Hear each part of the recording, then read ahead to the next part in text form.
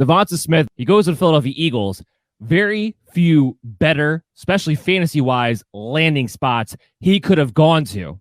He's moved now ahead of Rashad Bateman for me because of his landing spot.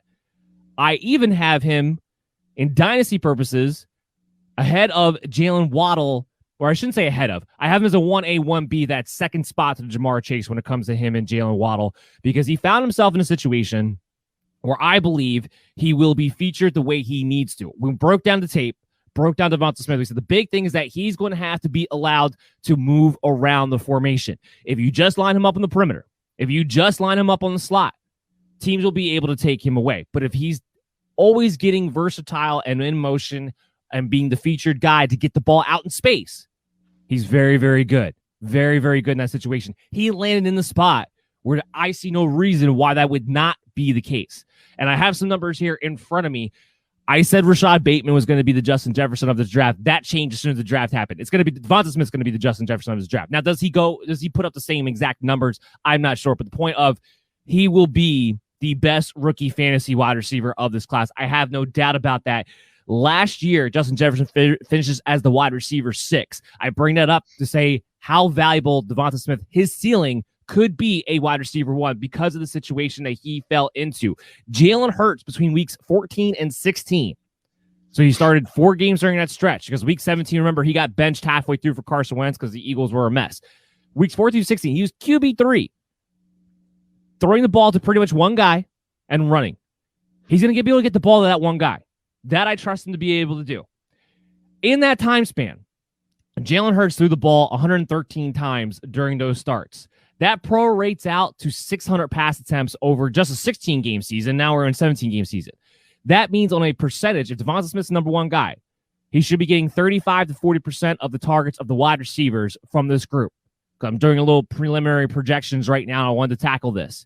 That means he should be looking at a minimum of 100 to 120 targets based on a 16-game season, which means 110 to 130 targets based on a 17-game season, basically.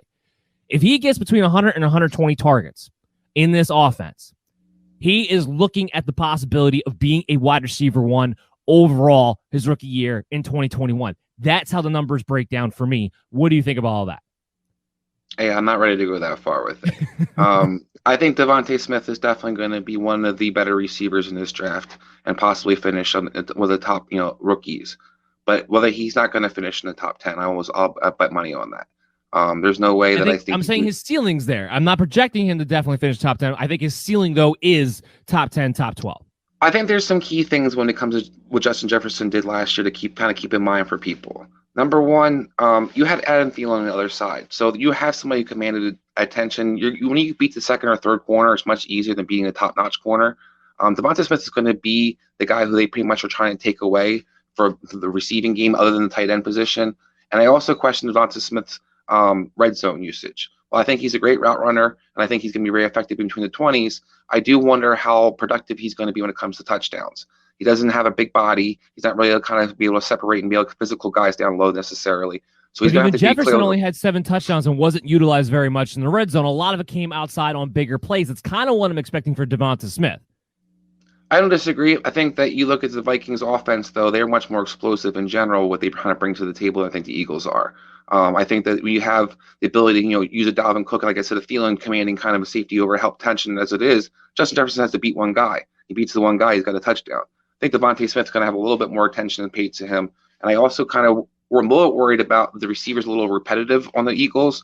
I do think that he fell into a great fit when it comes to statistics-wise. But I think for the Eagles, Bateman actually been a better fit for them in the set, per se, because they have so many guys who kind of will be ideal moved around in the slot, on the outside. You don't really have that true outside receiver right now on their team. I think that might be a little bit hard. I had to kind of see how the coaching staff kind of adjusts accordingly. We've seen T.Y. Hilton, we saw Paris Campbell kind of be featured in Colts offense. But we also seen usually some kind of backside receiver. It's usually a taller, bigger guy that kind of has more production that you kind of expect. We had Pittman last year. I forget the guy, but it was, I think, Pascal or whatever his name was year before. There's usually that guy can be the route runner. Now, maybe Smith's that guy, but I do have some concerns whether he's going to be able to be week in, week out, be a consistent player out there.